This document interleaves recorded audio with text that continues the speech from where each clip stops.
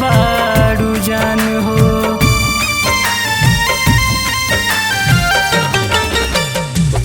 तोहरे में बसत रहे हमरो परान हो, छोड़ी के काहे हमारे जात बारू जान हो।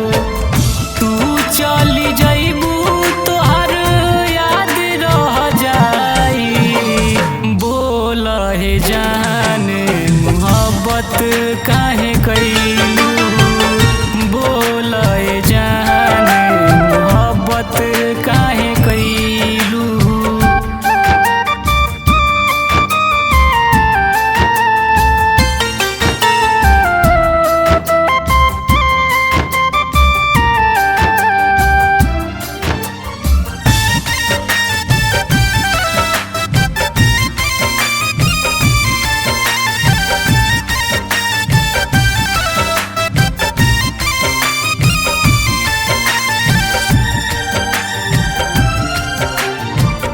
कैसे भूला जाई गोरी तोहर प्यार हो, हर घर आवेला तोहरो याद हो।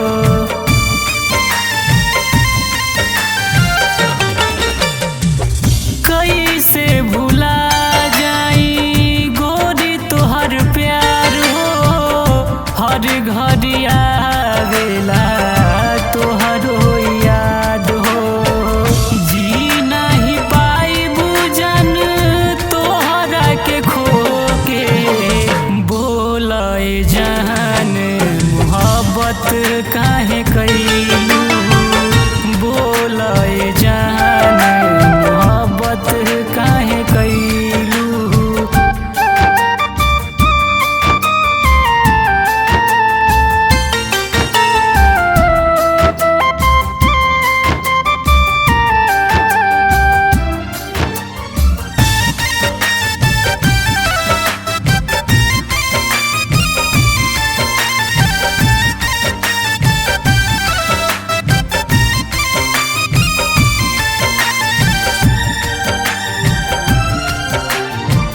संजय आकाश माना कइले ई प्यार के, उपेंद्र दीवाना रहे तोहरो ई प्यार में।